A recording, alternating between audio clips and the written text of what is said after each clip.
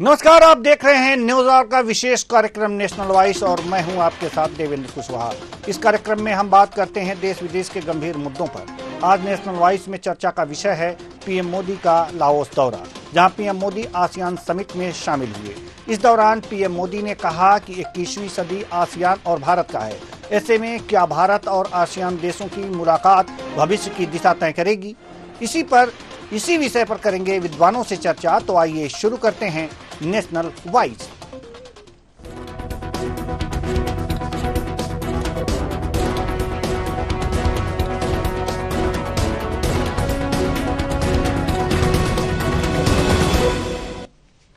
भारत अंतर्राष्ट्रीय मंचों पर लगातार अपनी मजबूत उपस्थिति दर्ज करा रहा है। विभिन्न अंतर्राष्ट्रीय मंचों पर अपनी उपस्थिति दर्ज कराते हुए पीएम आसियान समिट में हिस्सा लिए। आसियान समिट को संबोधित करते हुए पीएम मोदी जमकर दहाड़े। क्या कहा, जानेंगे सब कुछ। तो आइए शुरू करते हैं आसियान और भारत।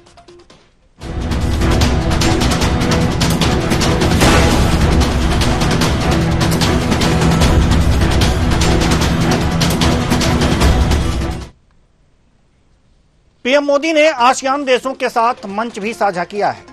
इस कार्यक्रम की तस्वीर भी सामने आई है, जिसमें पीएम मोदी सभी नेताओं के साथ बीच में खड़े हुए हैं। यह तस्वीर आसियान देशों के बीच भारत के प्रभाव को दर्शाती है। हालांकि बड़ी बात यह है कि इस सम्मेलन में चीन के खिलाफ बड़ा खेला हो गया और दक्षिण चीन सागर को लेकर एक बड़ा कदम उठाया गया। क्या है वह कदम, जानते हैं ग्राफिक्स के जरिए।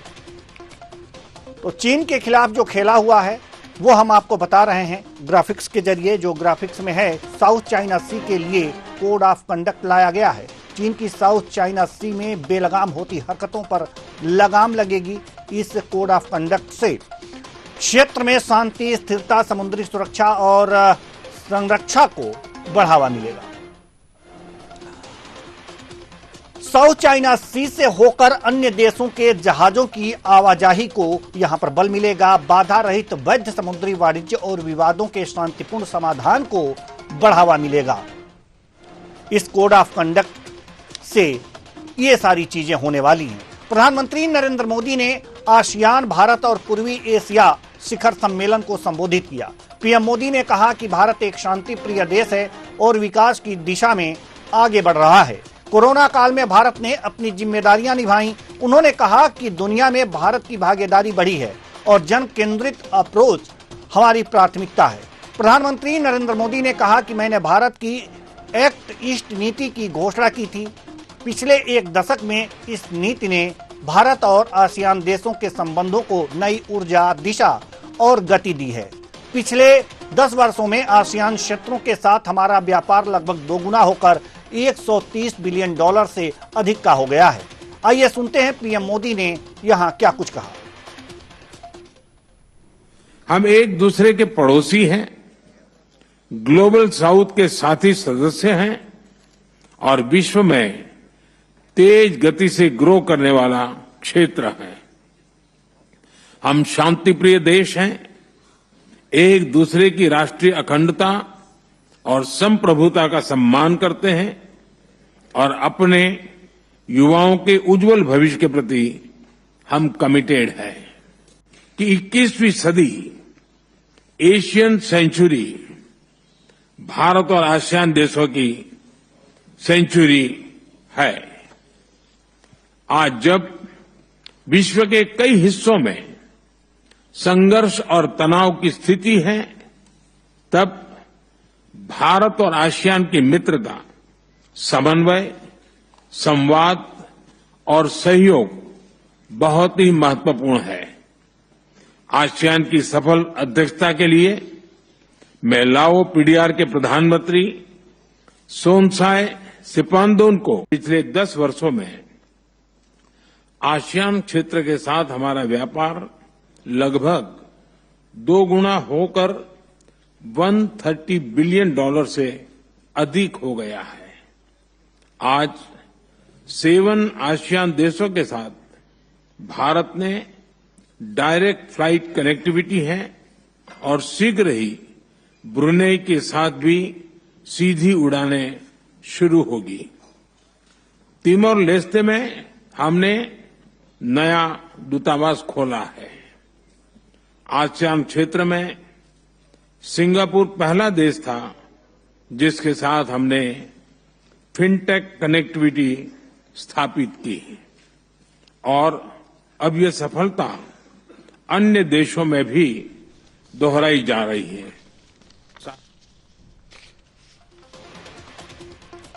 तो आज आसियान और भारत, यह शीर्षक है चर्चा का। इस चर्चा में भाग जो ले रहे हैं वो हैं नवीन निगम जी, वरिष्ठ पत्रकार, बहुत बहुत स्वागत है आपका हमारे इस कार्यक्रम में। दिनेश सिंह जी, राजनीतिक विश्लेषक, आपका भी बहुत बहुत स्वागत है हमारे इस कार्यक्रम में। संजय सिंह जी, विदेशी मामलों के जानकार, आपका भी बहुत बहुत स्वागत है हमारे इस कार्यक्रम में। चर्चा की शुरुआत भारत आसियान देशों के साथ जो संबंध बढ़ रहे हैं, व्यापार बढ़ रहा है, प्रभाव बढ़ रहा है, इन सब के साथ एक जो चीज कॉमन है विभिन्न संगठनों में जहां पर भारत है, क्वाड हो या फिर कुछ और हो, संजय सिंह जी, दिक्कत यह है कि हर जगह चाइना है परेशान करने के लिए। हर संगठन में ये बातें आती हैं कि चाइना परेशान कर रहा है, चाइना बेलगाम है, उस पर लगाम नहीं लग पा रही है। तमाम प्रयास हो रहे हैं, कई संगठन हैं। अब देखिए आसियान में भी यही बातें हैं, क्या कहेंगे? देखिए देवेंद्र जी, चीन के लिए एक वर्ड यूज किया जाता है ड्रैगन। तो अब ड्रैगन की तो काफी बड़ा भी होता है, तो उसकी भूख बहुत बड़ी है चाइना की। अच्छा, चाइना इधर कई सालों से इकोनॉमिकली बहुत ग्रो कर गया है। अब क्योंकि आज आसियान कंट्रीज के ऊपर डिबेट है इसमें रखा है, तो इसमें थोड़ा मैं ये बताना चाहता हूँ दिक्कत कहाँ है इन आसियान कंट्रीज को, जिसमें 10 कंट्री हैं, आप सब जानते हैं जी, हम सब भी जानते हैं 10 कंट्रीज कौन कौन सी हैं। और मोदी जी की भूमिका क्या है, जो लुक ईस्ट पॉलिसी है उनकी भारत की।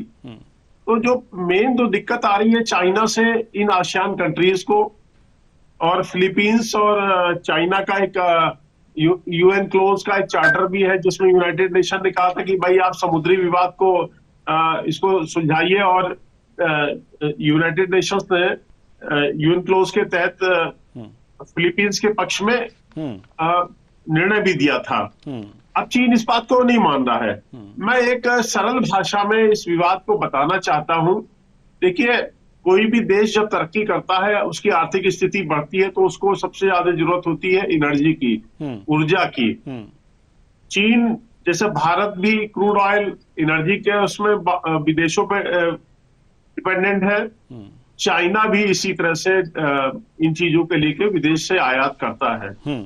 लेकिन जहां ये Philippines, Indonesia, Malaysia, Taiwan, Vietnam जैसी कंट्री है, वहां के समुद्र में साउथ चाइना सी जो कहलाता है, उसमें करीब 11 billion barrel 11 billion barrel crude oil है, और करीब 190 trillion cubic feet natural gas है। ये बहुत बड़ा भंडार है। अब चीन की निगाह इन्हीं रिसोर्सेज पर है, वहां मिनरल्स भी बहुत ज्यादा हैं। अभी आपने देखा होगा प्रधानमंत्री जी ब्रुनेई गए थे, सिंगापुर गए थे, तो सिंगापुर भी परेशान है चाइना से, ब्रुनेई भी परेशान है। ये जितने आसियान कंट्रीज हैं जिनको एशियन टाइगर्स कहा जाता है, ये सब चीन की जो विस्तारवादी नीति है और जो समुद्र के अंदर नेचुरल रिसोर्सेज है, जिस पे चीन की निगाह गिद्ध दृष्टि जमी हुई है, उसको लेके वो देश परेशान है। अब ये आता है कि भाई इन कंट्रीज को प्रोटेक्शन कौन दे सकता है, तो स्वाभाविक रूप से भारत एक बहुत बड़ी पावर है, तो उन देशों का, आसियान कंट्रीज का झुकाव भारत की तरफ स्वाभाविक रूप से होना ही होना है। प्रधानमंत्री जी गए हैं, बाकी सब चीजें आप विस्तार से बता ही रहे हैं, हमारे और एक्सपर्ट बताएंगे। तो मैंने मोटा मोटा आपको ये बताया है कि ये विवाद की जड़ क्या है, और ये जो आसियान कंट्रीज है, अभी जैसे आपने अपने शुरू में भी बताया कि कितने बिलियन डॉलर का ट्रेड है आसियान कंट्रीज के साथ। करीब 10%, करीब 11% का ट्रेड भारत आसियान कंट्रीज के साथ करता है। ये सब एशियन टाइगर इकोनॉमी कहलाती है, बहुत बड़ी इकोनॉमी है। तो ये दिक्कतें हैं, और ये देश भारत की तरफ निगाह रखे हुए हैं कि भाई भारत हमारी हेल्प करेगा। भारत अगर खड़ा होगा तो चीन को दिक्कत जाएगी, क्योंकि चीन भी भारत से सीधे टकराने की मूड में नहीं है। भारत की ताकत को चीन जानता है आज की स्थिति में। तो ये चीज है। और दूसरा एक और मैं बताना चाहता हूं, आसियान कंट्रीज के साथ भारत का एक बहुत पुराना सांस्कृतिक संबंध भी है, एक नेचुरल संबंध है इनके। वहां बौद्ध धर्म ज्यादा है, तो बौद्ध धर्म तो भारत में ही पैदा हुआ और सनातन धर्म का एक हिस्सा है। तो इन कंट्री का एक स्वाभाविक लगाव भी भारत के साथ डेवलप होगा। अभी जो समझौते किए हैं मोदी जी के साथ हुए हैं, जिसमें नालंदा विश्वविद्यालय में छात्रवृत्ति को संख्या को दुगना करने का कहा है भारत सरकार ने, कि भाई अब आप अपने देश के जो आपके बच्चे आएंगे पढ़ने नालंदा विश्वविद्यालय, क्योंकि बौद्ध उसकी बहुत बड़ा केंद्र था, ज्ञान का केंद्र था, तो वहां से स्वाभाविक रूप से बच्चे आते हैं, टूरिस्ट आते हैं। भारत में आप देख लीजिए, श्रावस्ती, सिद्धार्थनगर, नेपाल, यहाँ बहुत, मैं एक बार श्रावस्ती गया था तो मुझे देखा भगवान बुद्ध की वो तपोभूमि जहाँ 25 वर्ष रहते, कितना लगाव है उन लोगों का। तो देवेंद्र जी, आज मैं आपके एक बड़े चैनल के माध्यम से अपने विचार भाव, अपने भावनाओं को शेयर करना चाहता हूँ। एक अच्छा प्लेटफॉर्म मिला है। तो मैं जब वहां घूम रहा था, और जिस तरह से south Korean, Japanese, Cambodia, Vietnam, यहाँ से थाईलैंड से जो जापानी टूरिस्ट आते हैं, उनका जो लगाव था, उसको देखकर मन बड़ा अभिभूत हो गया। तो मेरे मन में एक विचार आया कि भारत सुपर पावर बन सकता है, क्योंकि हम मतलब इन टर्म्स ऑफ मतलब कल्चरल उसमें मैं बात करना चाहता हूँ कि हम करीब 110-120 करोड़ हिंदू हैं। और मैंने जब उसके बारे में देखा कि बौद्ध कितने हैं इस दुनिया के अंदर, करीब 50 करोड़ बौद्ध है। तो हमने अगर इन टर्म्स ऑफ सनातन संस्कृति, सनातन के विस्तार के बारे में बात की जाए, वी आर बहुत स्ट्रांग है। अगर हम कल्चरली इनसे जुड़ेंगे तो करीब हमारी संख्या 150 से 160 करोड़ होती है। न्यूमेरिकली बहुत बड़ी स्ट्रेंथ हो जाएगी हमारी दुनिया के अंदर, और हम इनका सहयोग लेके एक बहुत बड़ी ताकत बन सकते हैं। और हमें लगता है प्रधानमंत्री जी, भारत का जो पॉलिसी है वो इसी तरफ जा रही है। जी बिल्कुल। रुक करेंगे नवीन निगम जी की तरफ। नवीन निगम जी, थोड़ी देर बाद आते हैं दिनेश सिंह जी आपके पास। नवीन निगम जी, आसियान के सामने कुछ चुनौतियां हैं, आसियान देशों के सामने, इस संगठन के सामने चुनौतियां हैं। पहली बात तो समुद्री सीमा विवाद है। दूसरी, चीन सागर में जो तनाव है, जो चीन के कारण उत्पन्न हो रहा है, उसके लिए तमाम प्रयास किए गए हैं और शुरुआती क्वेश्चन भी मैंने ये कर दिए हैं। साथ ही म्यांमार की राजनीतिक स्थिति भी इसके लिए चुनौतीपूर्ण है। इन चुनौतियों से सामना किस तरह से कर सकता है आसियान, और साथ ही साथ उसमें भारत की क्या भूमिका महत्वपूर्ण रह सकती है? जी देखिए, मेरा मानना है कि आसियान का जो भी संगठन है, इसमें भारत नहीं जुड़ पा रहा था, इसीलिए सम्मेलन का नाम आसियान भारत शिखर सम्मेलन है। भारत तो इसमें जुड़ा गया। अब भारत आसियान के जो क्षेत्र है उसमें नहीं पड़ता है, लेकिन इसमें जोड़ा गया। इसी वजह से जोड़ा गया कि जब ये संघर्ष हमने दिखाया कि हम चीन के खिलाफ खड़े हो सकते हैं, और हमने गलवान और डोकलाम में 1917 में जो घटना कर दी, उसके बाद से सारी दुनिया को ये पता लग गया कि भारत जो है चीन के सामने खड़ा होने की क्षमता रखता है। ये एक बहुत बड़ी विदेश नीति में अंतर था। और आप ये समझ लीजिए, इस डिफरेंस के बाद से भारत को अमेरिका के ध्यान में गया, भारत क्वाड बना, आसियान बना, ये सारा जो कुछ बन रहा है, आसियान, क्वाड, ये सब चीन के खिलाफ है। क्योंकि चीन जो है वो दक्षिण चीन सागर तक ही सीमित नहीं रह रहा है, उसको ताइवान भी लेना है। इसे इन आसियान जो छोटे छोटे देश हैं, इनको अपने साम्राज्यवादी के शिकार बनाना है। और ये देश जानते हैं कि हमको भारत से कोई खतरा नहीं है, भारत की सामरिक शक्ति से हमको कोई खतरा नहीं। भारत का इतिहास भी रहा है इस तरह का कि उसने इस तरह की हरकतें नहीं करी आजादी के बाद। तो कुल मिलाकर के ये जो डर है चीन का, इसकी वजह से आसियान देश जो है भारत की तरफ भी आकर्षित हैं। और आगे देखिए, इसी दौरान जो है अमेरिकी विदेश मंत्री से भी प्रधानमंत्री मिले और ऑस्ट्रेलियाई प्रधानमंत्री से भी मिले। ये दोनों मुलाकातें भी ये बता रही ना कि एक आसियान भारत गुट है और ये क्वाड है, दोनों इसका लक्ष्य है चीन की साम्राज्यवादी नीति को काउंटर करना, उसके कर्ज के जाल से ना फंसना। ये जो मूलभूत इसकी भावना है वो यही। अच्छा, भारत को एक फायदा ये हो रहा है इस पूरे खेल में कि भारत की स्वीकार्यता बहुत तेजी से बढ़ी है। और ये जो आसियान देश, आप इसको भी बहुत दूर पर धुला मत समझिए। ये जो है आसियान में भारत, अमेरिका, ऑस्ट्रेलिया सबका समर्थन इसलिए हासिल करना चाहते हैं कि इनका बार्गेनिंग पावर बढ़ जाए चीन के साथ। ये ऐसा नहीं आप समझिए कि ये बड़े चीन से सताए हुए हैं, लेकिन जब ये दूसरे ग्रुप से भी हाथ मिला लेते हैं, जैसे मतलब आसियान का जो मजबूती आ जाती है भारत के आने से, अमेरिकी विदेश मंत्री के आने से या क्वाड के बनने से, उसके इनके देशों के सामने ये जो एक तो साम्राज्यवादी नीति के खिलाफ कमजोरी है, उससे ये मुक्त हो जाते हैं। और उससे मुक्त होने के कारण ये चीन से भी अच्छी बार्गेन करते हैं। यही मत सोचिए कि ये सिर्फ चीन के खिलाफ खड़ा है संगठन, ये चीन से भी अच्छी बार्गेन करते हैं। अभी आप देखिएगा जैसे ही आसियान सम्मेलन खत्म होगा, चीन से उन देशों में से कई देशों के बड़े अच्छे व्यापारिक रिश्ते बढ़ने लगेंगे। तो ये एक तरह का काउंटर भी है, एक तरह का लाभ भी है आसियान देशों का। बस ये दो विषय है इसमें कि चीन की साम्राज्यवादी नीति से ये देश आशंकित रहते हैं। इनको लगता है कि हम फौजी युद्ध में नहीं मुकाबला कर सकते। इनको अमेरिका के साथ साथ अब भारत का साथ और ऑस्ट्रेलिया का साथ भी चाहिए। भारत को इसमें ज्वाइन करा दिया गया है, ऑस्ट्रेलिया और अमेरिका बाहर से इसमें नजर रखते हैं। जी हम आना चाहेंगे दिनेश सिंह जी के पास। एक बहुत ही कंफ्यूज करने वाला एक सवाल जो दर्शकों के मन में आ जाता है कि आसियान प्लस 6 देश, 6 कंट्रीज, और इसमें चीन, और चीन के खिलाफ है आसियान। ये आसियान प्लस 6 क्या है और इसकी क्या महत्ता है, ये हम आपसे समझना चाहते हैं।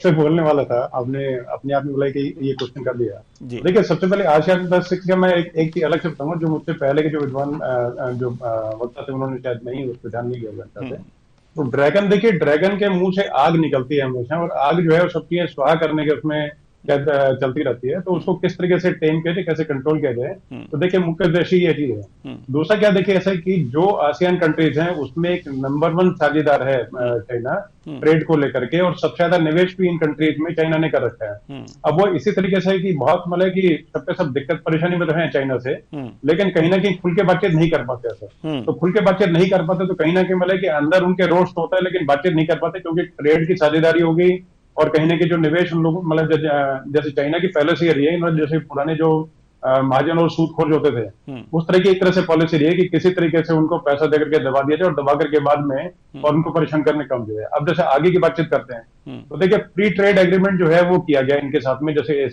आसियान जो देश हैं तो इनके साथ में चाइना ने पहले से फ्री ट्रेड एग्रीमेंट करके रखा था। और इंडोनेशिया जो है एक बहुत बड़ा इसमें जैसी कंट्री है आसियान इसमें, और इंडोनेशिया में एक तरह से आसियान कंट्रीज का 40% पॉपुलेशन रहती है, और उनके देश मतलब देश के ज्यादातर जो लोग थे उन्होंने इस ट्रेड के एग्रीमेंट के खिलाफ जो है प्रदर्शन वगैरह भी वहां पर चले, लेकिन कहीं ना कहीं देखिए जैसे कि मतलब मुक्त व्यापार जोन और उसको जिसको लेकर जो भी था तो होना था, हो चुका था उसे, तो उसको लेकर के बातचीत आगे बढ़ नहीं पाई। लेकिन अगेन जो चीज है उसका अर्थ ये था कि इन सभी कंट्रीज को और कहीं ना कहीं एक साझेदार चाहिए था, इनके पास एक परमानेंट एक डायलॉग पार्टनर है चाइना में, एक तरह से जैसे कि मतलब बोले उन्होंने अपना एक एम्बेसडर में कल से 92 में आज कुछ ज्यादा अपॉइंट किया था। जो कि आसियान में एक तरह से जो समिट जो है उनके अंदर मतलब पूरे तरीके से भागीदारी उन लोगों की रहती है। और ट्रेड को लेके, और जैसे फ्री ट्रेड को मैंने बताया, तो फ्री ट्रेड का मतलब ये हो गया कि मुक्त तरीके से, कि खुले तरीके से कोई रोक टोक के बिना जो है सामान जा सकता है और आ सकता है। दूसरा देखिए, जहां से जैसे कि चीन को, चाइना को जरूरत पड़ेगी तो उनपे धौंस दबाव, जैसे कि बड़ा होने के नाते,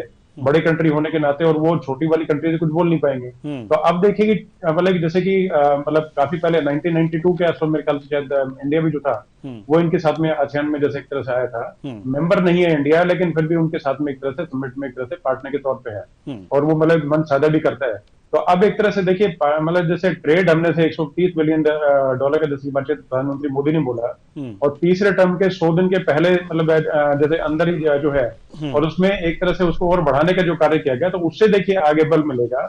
और दूसरा देखिए, चाइना को टेम करना, चाइना को कंट्रोल करना, वो एक तरह से मुख्य उद्देश्य है। क्वाड के थ्रू भी जैसे पहले उसको घेरने काम किया गया, और अब देखिए जैसे कि जो कंट्री जो है, जैसे मतलब जैसे आसियान कंट्रीज हैं, तो उन सबको मतलब भारत के आने के बाद में थोड़ा बल मिला, और उस बल को मतलब लेकर के उसके जैसे कुछ खूंटे के बलबूते एक तरह से, और वो मतलब थोड़ा सा उछलने का काम कर रहे हैं, और जो कि उनके लिए ठीक भी रहेगा। क्योंकि देखिए, चाइना जो है उसका क्या है कि एक तरह से दमनकारी नीति उसकी रही है कि हमेशा पहले निवेश करें, उसके बाद फिर अपने जो प्रोडक्ट है उन पर झोंकने का काम करें, और जोर दबाव और इस तरह की चीजें, और बाद में धमकाने की नीति। और जैसे कि अपनी जैसे कि ट्रेड के जैसे के तहत जैसे वहां पर कोई फैक्ट्रीज खोले या अपने को जैसे कि ट्रेड प्रतिष्ठान खोले, तो उनको लेकर के बाद में पूरे तरीके से, और वो दादागिरी का रवैया अपनाता है। जबकि भारत जो होता है वो अगर करने का काम, मैं इसमें एक छोटा सा मतलब एग्जांपल और देना चाहूंगा, जैसे कि अफ्रीका में और जैसे कि मतलब नाइजीरिया वगैरह और जगहों पे सब जगह प्रेजेंस इनकी अच्छी खासी है, केन्या के अंदर अच्छी खासी प्रेजेंस है।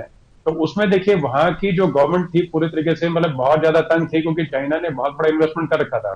और वहां के जो लोग थे, मान के चलें कि अगर छोटा मोटा रिफ्ट अगर होता, छोटी मोटी कोई लड़ाई झगड़ा कुछ अगर होता था, तो ये मान के चलें कि चाइना अपने तरीके से बहुत भारी प्रोटेस्ट तो करता ही था, उसके साथ में जो वहां जो चाइनीज वर्कर थे उनके बीच में शायद होता है, उन्होंने अपने ऐसे कुछ तत्व रखे होंगे जो कि हथियार और ये सब लेकर के पूरे तरीके से वहां पर और मले की मारकाट मचाने का काम भी करते थे, जिसको लेकर के मतलब केन्या के लोग भी परेशान थे और सरकार भी परेशान थी।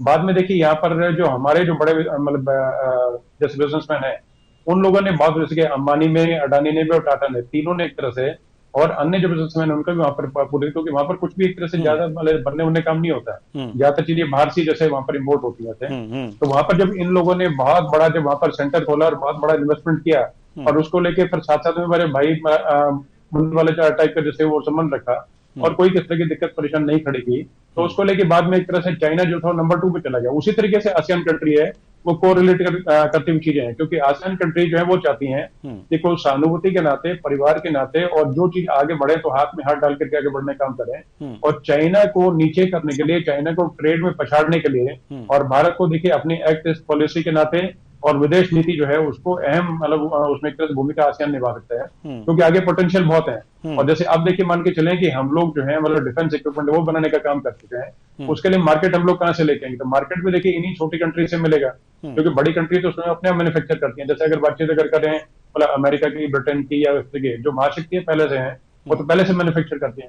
तो हम लोग अपने ट्रेड बढ़ाने के जो कार्य करेंगे, कल्चरल रिलेशन हमारे पहले से हैं, और आसपास की सभी कंट्रीज हैं जो वो अगर साथ में अगर नहीं रहेंगी, तो उस तरीके से हम लोग अपने तरीके से कहीं ना कहीं पिछड़ जाएंगे। उसको लेकर के पूरे तरीके से एक्ट ईस्ट पॉलिसी और विदेश नीति के तहत पूरे तरीके से चाहूंगी कि हम लोगों ने पूरे तरीके से चाइना को घेरने का काम किया है, और उसी को लेकर के आगे बढ़ने का काम करें, और आगे कहीं ना कहीं चाइना इसको लेकर के और पिछड़ जाएगा, और पूरी तरीके से हम लोग हर प्रोडक्ट में चाइना से आगे जाके काम करेंगे। और इनका जो फ्री ट्रेड वाला जोन है उसको मतलब ठीक है अलग तो नहीं करते, क्योंकि एग्रीमेंट उनका उनके साथ में है, लेकिन कहीं ना कहीं जैसे उससे नीचे के प्रोडक्ट्स दे करके और किस तरीके से करके, तो सारी कंट्रीज सबको एक तरह से जो आसियान कंट्रीज हैं उनको मदद देने का काम करेंगे, संबल देने का काम करेंगे, मजबूत करने का काम भी करेंगे। जी बिल्कुल सही बात आपने कही। अब हम रुख करेंगे संजय सिंह जी के तरफ। संजय सिंह जी, सवाल ये है कि प्रधानमंत्री नरेंद्र मोदी ने ये बात कही कि लगभग आसियान के साथ जो भारत का व्यापार है वो बढ़कर 130 बिलियन डॉलर से अधिक हो गया है।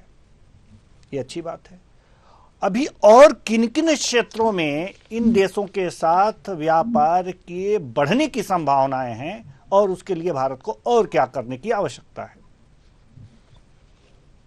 देखिए, जो भारत का जो मेन फोकस है इस समय माननीय नरेंद्र मोदी जी के नेतृत्व में, वो सबसे ज्यादा है क्लीन एनर्जी के ऊपर। भारत आत्मनिर्भर होना चाहता है ऊर्जा के क्षेत्र में, और उस पर प्रधानमंत्री जी का जोर है सोलर एनर्जी पर और हाइड्रोजन के ऊपर, हाइड्रोजन इसके ऊपर।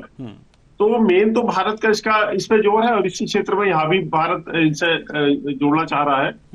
और दूसरा, इनका जो टूरिज्म का बहुत बड़ा पोटेंशियल है। मैंने जैसे आपको शुरू में कहा था कि बहुत बड़ा वर्ग या बहुत बड़ी संख्या में बौद्ध भारत आते हैं, क्योंकि जन्मभूमि है बौद्ध धर्म की। तो वो उनका बहुत बड़ा लगाव है भारत के साथ में। तो इस तरह से भारत इस पे ज्यादा फोकस करना चाह रहा है कि टूरिज्म पे और एनर्जी के सेक्टर में, और भी क्योंकि देखिए वहां नेचुरल रिसोर्सेज बहुत ज्यादा हैं इन क्षेत्रों में। समुद्र में जो झगड़ा है मेन चाइना का, मैं थोड़ा सा इस तरफ ध्यान आकृष्ट करना चाहता हूं। देखिए चीन का जो विस्तारवाद जो चल रहा है, उसका एक मैं उदाहरण बताना चाहता हूं। जो फिलीपींस के आसपास का क्षेत्र है, जो साउथ चाइना हिंद वाला क्षेत्र है, उसमें एक स्पैटली आइलैंड है और एक शायद पैरासोल करके 2 द्वीप है। और हम लोगों ने अभी कुछ समय पहले ये सुना कि चीन मतलब आर्टिफिशियल आइलैंड्स का निर्माण कर रहा है, समुद्र से रेत निकालकर आइलैंड्स का निर्माण कर रहा है। वहां अमेरिका ने चाइना ने अपने बेसेस भी बना रखे हैं। तो ये चीन घेराबंदी कर रहा है। दूसरी बात, चीन ये कहता है कि जो हमारा स्पेशल इकोनॉमिक जोन है उसमें आप कोई सर्वे नहीं कर सकते। दूसरी तरफ अमेरिका कहता नहीं साहब, जो अंतर्राष्ट्रीय समुद्री कानून है उस पर हमारा अधिकार है। तो ये कई कॉन्फ्लिक्ट के जोन बने हुए हैं। लेकिन भारत अपना व्यापार को बढ़ाना चाहता है मैन्युफैक्चरिंग सेक्टर में। जैसे वियतनाम आज मैन्युफैक्चरिंग सेक्टर में बहुत आगे बढ़ चुका है। अभी ब्रुनेई गए थे प्रधानमंत्री जी, सिंगापुर गए थे। तो व्यापार के क्षेत्र में बहुत पोटेंशियल है भारत के पास आगे बढ़ने के लिए। जी बिल्कुल। तो अब रुक करेंगे नवीन निगम जी की तरफ। नवीन जी, सवाल यह है कि व्यापार के क्षेत्र में ज़्यादा अभी स्पेस है, यहाँ पर भारत अपना व्यापार बढ़ा सकता है आसियान देशों के साथ। सवाल तेल का भी है। ब्रुनेई से तेल का व्यापार होता है और भी तमाम जो उड़ाने हैं भारत और अन्य देशों के बीच, जो आसियान देश हैं उनसे डायरेक्ट उड़ाने हैं। अगर जो इस पर भी विशेष रूप से फोकस हो ही रहा है। तेल के क्षेत्र में आसियान देशों से किस तरह ज़्यादा लाभ लिया जा सकता है? भारत किस तरह से व्यापार में लाभप्रद स्थिति में आ सकता है? जी, आपने सही नाम लिया ब्रुनेई का। ब्रुनेई ही एरिया में एक ऐसा देश है जिसके पास तेल की मात्रा ठीक ठाक है, वो उसका एक्सपोर्ट करता है हमेशा। तो भारत उसमें से काफी हिस्सा खरीदता है। लेकिन आप इस परिप्रेक्ष्य में एक बात समझ लीजिए, ये सारे देश 10 देश हैं आसियान में, ये व्यापार करना चीन से ही चाहते हैं। आप ये इस रहते मत रहिए कि वो भारत से बोल रहा था व्यापार। वो भारत का साथ इसलिए चाहते हैं कि वो चीन की साम्राज्यवादी नीति से डरते हैं और बगल में है, उनकी जमीन लगती है चीन की। इस कारण से वो डरते हैं। वो वैसी फैसिलिटी तो अमेरिका से भी चाहते हैं, वैसी फैसिलिटी तो वो ऑस्ट्रेलिया से भी चाहते हैं। लेकिन भारत को अंदर ला करके उन्होंने एक तरीके का चीन को ये संदेश दिया है कि भाई आप ट्रेड तो करो हमसे, लेकिन ट्रेड के बहाने अगर आपने अपनी साम्राज्यवादी चलाने की कोशिश की तो हम आपके हाथ से छिटक सकते हैं। लेकिन वो छिटकेगा नहीं, ये भी मैं आपको बता दूं। ट्रेड चीन से उनका ज्यादा रहेगा, क्योंकि उनके लिए वो लागत कम है निस्बत उनकी दूरी हमसे और चीन से लागत कम। जैसे हम नेपाल के बारे में जब भी बात करते हैं ना, नेपाल आप चाहता है तो वो कहता है कि तेल हम चीन से ले आएंगे, तो वो ला नहीं सकता, क्योंकि उसको चीन का रास्ता बहुत महंगा पड़ता है और भारत का रास्ता सस्ता पड़ता है। अल्टीमेटली आप हमेशा देखते हैं तो उसी से वो जो देश है तो चीन की सीमा से लगते हैं, वो चीन से व्यापार करना चाहते हैं। लेकिन वो जब चीन से डरते हैं, क्योंकि चीन बहुत बड़ा देश है। अगर चीन चाहेगा एक दिन में एक देश चला जाएगा उसके हाथ में, तो वो अपनी उस डर को भारत के साथ, ऑस्ट्रेलिया के साथ, अमेरिका के साथ रख करके अपने उस डर को दूर रखें। और उसमें व्यापार जो भारत से करना, इसलिए देखिए भारत जो है म्यांमार को अब आगे बढ़ा रहा है। एक समय था हमारे यहाँ पॉलिसी थी म्यांमार को लेकर के कि हम म्यांमार को दूर रखते थे, लेकिन हम म्यांमार को अब ला रहे हैं साथ में, क्योंकि हमारा म्यांमार में बहुत हित जुड़ा हुआ है। एक तो हमारे ईस्ट में जो मणिपुर में जो कुछ हो रहा है या इस तरह ये म्यांमार को शादी वगैरह खत्म नहीं हो सकता। दूसरा ये कि हम चाहते हैं कि म्यांमार के रास्ते से हम रास्ता बना सकें थाईलैंड तक जाने का। और अगर हमने ये सड़क बना ली, जिस सड़क पर बड़ी तेजी से काम चल रहा है, तो चीन की आंखें बड़ी टेढ़ी हैं म्यांमार को लेकर के, अगर हम इस रास्ते को बना लेंगे तो हम सड़क के रास्ते से बहुत आगे तक जा सकते हैं आसियान देशों में। और आप ये जानते हैं कि सड़क के रास्ते से व्यापार को सस्ता पड़ने लगता है, यही चीन को एडवांटेज है। अब वही एडवांटेज हम भी चाहते हैं। तो कुल मिलाकर के अभी ये खेल जो है आसियान भारत के बीच में गिव एंड टेक का चल रहा है। हम चीन को भी बहुत नाराज नहीं करना चाहते हैं, भले बैठ के यहाँ बात कर लें, लेकिन हम चीन को भी बहुत नाराज नहीं करना चाहते। हम ऐसा कुछ नहीं करना चाहते कि चीन हमसे खफा हो जाए आसियान देशों के चक्कर में, क्योंकि हमारा भी तो व्यापार जुड़ा हुआ है। मतलब ये पूरा जो खेल है, ये जो पूरा खेल है, ये सिर्फ दबाव समूह का खेल है कि किसी तरह से प्रेशर ग्रुप बना रहे एक तरह से, और व्यापार मतलब वो अपनी सुरक्षा भी चाहते हैं, व्यापार भी चाहते हैं, इसलिए क्योंकि भारत एक बड़ी सामरिक शक्ति है। और अमेरिका के जब से वो क्वाड बना है, ऑस्ट्रेलिया, अमेरिका, जापान और भारत का, तब से इन देशों को लगा कि अगर हम क्वाड के नजदीक रहें तो हमारी कुछ सुरक्षा की गारंटी मिल सकती है। बस इनको और किसी चीज से मतलब नहीं है, इनको अपनी सुरक्षा की गारंटी से मतलब है। इसके चक्कर में ये व्यापार करना चाहते हैं।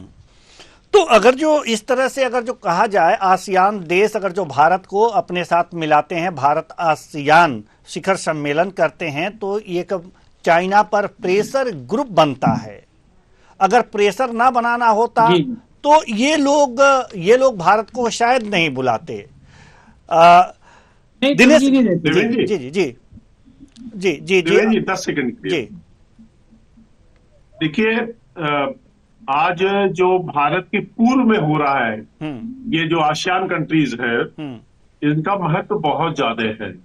एक भारत के जब भारत में ब्रिटिशर्स थे और हमारा विभाजन हुआ था, तो एक ग्रेट गेम खेला जा रहा था। वो इतिहास के पन्नों में दर्ज है कि अफगानिस्तान ये ग्रेट गेम का केंद्र था, पाकिस्तान ग्रेट गेम का केंद्र था। तो उस समय ब्रिटिश और जो रूस था उसके बीच में ग्रेट गेम खेला जा रहा था, और इसलिए भारत का डिवीजन ब्रिटिशर्स ने कराया था उस ग्रेट गेम के तहत चलते रहे। लेकिन एक ग्रेट गेम अब खेला जा रहा है भारत के ईस्ट में, जो उसके प्लेयर है चाइना और अमेरिका, इन दो लोगों के बीच में।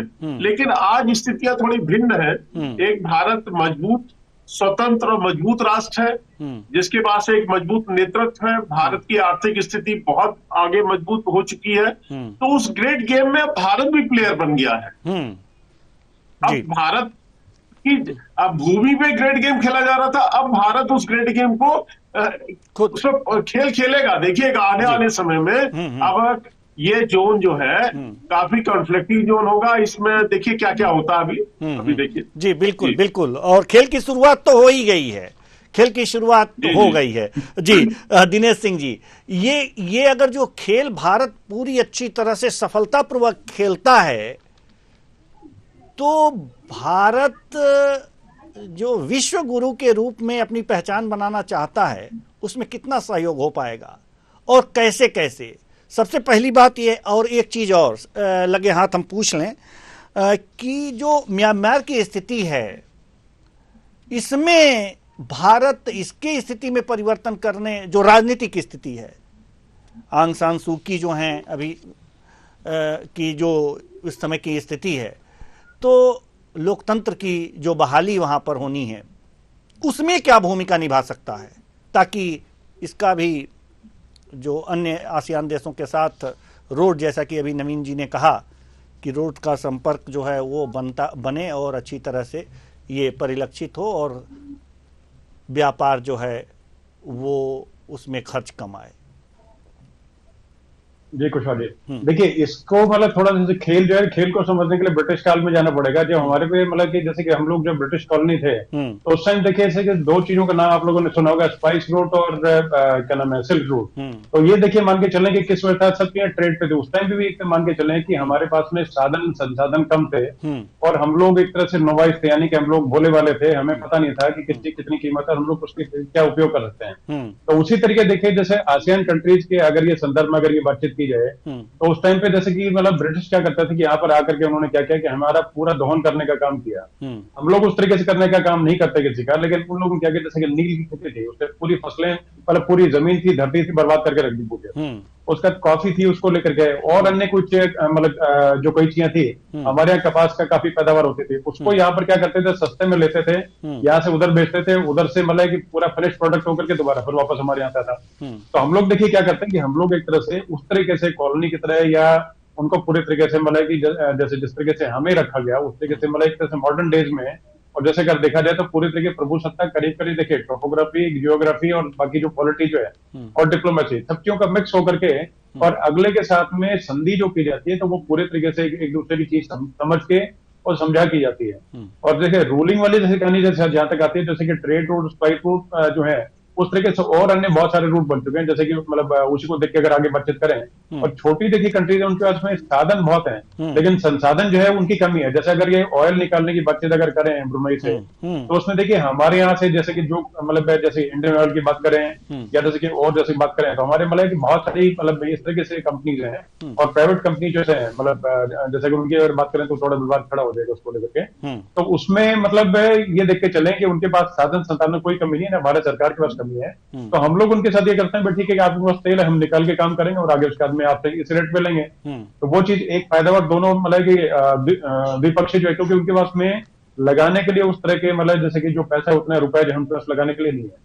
उसी तरीके से बाद में क्या किया कि हमने उसका परिश्रम करके मतलब जैसे उसका सारा जो है पूरा मतलब प्रोडक्शन करके और उसका फिनिश प्रोडक्ट बना करके, और उसका क्योंकि जैसे कि बाय प्रोडक्ट बहुत सारे होते हैं और साथ में मतलब फिनिश प्रोडक्ट बहुत सारे होते हैं, जिसके बारे में हर किसी को जैसे जानकारी नहीं होती, और उनके छोटी कंट्रीज हैं उनके पास में उस तरह का नो हाउ और उस तरह का मतलब R&D और रिसर्च नहीं किया होता। तो उसी का लाभ देखिए हमें मिलेगा, और कहीं ना कहीं लेकर के हम लोग उनको साझेदार और पार्टनर बना करके साथ साथ लेके चलते हैं। तो ये एक तरह से हमारा एडवांटेज है।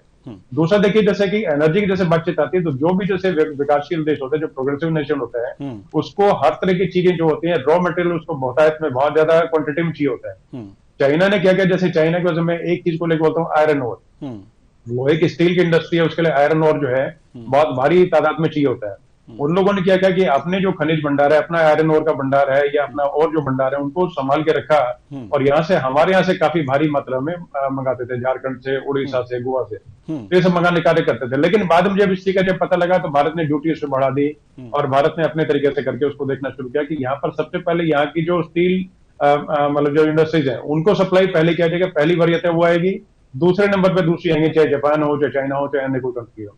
तो उससे उनको झटका लगा, तो फिर उन्होंने और कंट्रीज की तरफ देखना शुरू किया। उसी तरीके देखिए हमने क्या किया कि हमने एक कदम आगे बढ़ करके कि हमने क्या किया कि किसी को दबाने का कार्य ना करके, जहां से जो रॉ मटेरियल मिला वो लेने का कार्य, और उसका फिनिश प्रोडक्ट है उसके लिए नई मार्केट तैयार करने का कार्य, और उसके लिए सभी को बराबर रखा। हमने किसी को बहुत ऊपर नहीं रखा, किसी को बहुत नीचे नहीं रखा, सबको समान भाव से रखा, और यूनिवर्सल ब्रदरहुड को लेकर के और इसके वसुधैव कुटुंबकम उसको लेकर के हम लोग चले, तो उसका फायदा देखिए हमें मिलेगा। और दूसरा देखिए जैसे कि अब ये कि और अन्य जो जमले के अब इस टाइम पे चाहे कुछ भी बोले, इसकी बात भी बोलनी पड़ेगी कि चाहे इस टाइम प्रतिपक्ष जो है वो मोदी जी के दौरों को लेकर कुछ बोले, लेकिन पांचवी जो बड़ी अर्थव्यवस्था हम लोग बने, मतलब है कि लार्जेस्ट इकोनॉमी जो बने, उसके पीछे ट्रेवल का ही कारण है, क्योंकि वहां पर जाकर के जब रुकते हैं, रहते हैं, बातचीत करते हैं, और उसका देखिए कितने सारे समूह है उसमें हमारी जो है पैट मनी। अब आसियान कंट्रीज को बोले, क्वाड को बोले, तो जो पहले खाना पूर्ति थी कि ठीक है कि मतलब कि नेवल एक्सरसाइज हो गई, कोई आर्मी की एक्सरसाइज हो गई, आए खाए पिए वापस निकल गए। हमारे फौजी यहाँ से वहां तक अमेरिका गए, अमेरिका से गए और वापस आके खाना पूर्ति एक मतलब की एंट्री हो गई कि ठीक है भाई हमने जो है नेवल एक्सरसाइज की, हमने आर्मी से। लेकिन अब वो चीज नहीं होती है, अब वो साथ साथ उसके साथ में लेकर के गहन अध्ययन उसका करते हैं, डेटा शेयर करते हैं, और आगे किस तरीके से उसको बढ़ा करके और अपना व्यापार, जैसे कि चाइना की अगर बातचीत अगर करेंगे तो चाइना को पछाड़ने का काम हमें करना पड़ेगा। अमेरिका वो बात सुनेगा जो उसके फायदे की होगी, तो हम उसको अगर ये बात करें कि भाई हम लोग आपको ये देंगे, आपसे हम ये लेंगे साथ में, और ये ट्रेड का ये रेशो बनता है, उसके साथ साथ हम लोग ये चाइना की इकोनॉमी को कम करने काम करेंगे, तो वो उसको अच्छी लगेगी। हम लोग सिर्फ अपनी बात करेंगे कि हम लोग आपको ये बेचेंगे, और आपसे नहीं लगे तो वो चीज नहीं चल पाएंगी। इसलिए ये है कि मुक्त मतलब उस तरीके से करके फ्री ट्रेड जोन वाली जो कहानी है वो, जैसे कि जो पॉलिसी जो चाइना ने करके रखी है उसको पछाड़ने का काम, और साथ में चाइना को पछाड़ नहीं रहे हम लोग। जैसे कि मैंने आपको पहले जैसे कि हमारी डिबेट रही उसमें मैंने बोला कि रॉ मटेरियल हम अपने मतलब हाथ पे, अपने पैर पे या सर पे कुल्हाड़ी मारने का काम नहीं कर रहे। हम मतलब बिल्कुल स्मार्ट वर्क कर रहे हैं, स्मार्ट तरीके, स्मार्ट कंज्यूमर, स्मार्ट प्रोड्यूसर उसके तरीके से, और स्मार्ट एक तरह से फ्री जोन की तरह काम करने का काम कर रहे हैं। जो सस्ता वहां से मिलेगा वो सस्ता वहां से हम लोग लेंगे। रॉ मटेरियल जैसे वहां जो सस्ता मिलेगा, दवाइयों की बात को लेकर बोले या अन्य किसी चीज को लेकर, जो वहां से सस्ता मिल पाएगा उसको हम लेंगे और फिनिश करके यहाँ से भेजेंगे, तो उसमें हमें 4 गुना 10 गुना फायदा होगा। तो इसी तरीके से है कि भारत जो है अपने तरीके से बहुत पहले से स्मार्ट हो चुका है। और अभी जैसे पिछले जो मतलब कि जैसे कि दशक में जो जितनी मतलब बढ़ोतरी, जितनी प्रोग्रेस हुई, उतना जैसे कि जो और विद्वान मेरे साथ जो बैठे हैं तो वो भी इस चीज से सहमत होंगे। इसी को लेकर के हमने आगे, और दर्शक भी इसी को जानते होंगे और कुछ जानकारी हमने बताई भी। तो देखिए विश्व में एक तरह से इसमें अग्रणी भूमिका निभा रहा है भारत, और सबको साथ में लेके चलने का काम कर रहा है, और सबके फायदे की बात कर रहा है कि जो प्रोडक्ट है हम लोग अच्छा प्रोडक्ट देते हैं और सबके साथ में एक सौहार्दपूर्ण व्यवहार भी रखते हैं और कल्चरल टाइज को करके रखते हैं, और एक एक चीज को, एक एक मतलब जो पैरामीटर है उसको फॉलो करके और साथ में हम लोग हाथ में हाथ डाल के चलने का और किसी लड़ाई झगड़े के बिना जो है अपना स्मूथ रास्ता जो है चलाने का काम कर रहे हैं। ये बहुत बड़ी एक तारीफ वाली बात है जी। अब चूंकि समय नहीं है, नहीं तो इस चर्चा को और आगे बढ़ाते। बहुत बहुत धन्यवाद सभी मेहमानों का, आप आए और अपने अपने विचार साझा किए। तो आसियान और भारत आसियान शिखर सम्मेलन लाओस में हो रहा है और उसमें भाग लेने के लिए प्रधानमंत्री नरेंद्र मोदी पहुंचे हैं। तो आसियान के साथ भारत का संबंध लगातार बढ़ता जा रहा है, व्यापार भी बढ़ता जा रहा है। करीब करीब 130 बिलियन डॉलर से ऊपर का व्यापार यहां से हो रहा है और आगे बढ़ता भी रहेगा। साथ ही राजनीतिक मुद्दे और कुछ जो चुनौतियां हैं उन पर भी चर्चा हो रही है। भारत उसका रणनीतिक सहयोगी भी है, इसलिए ये हो रहा है।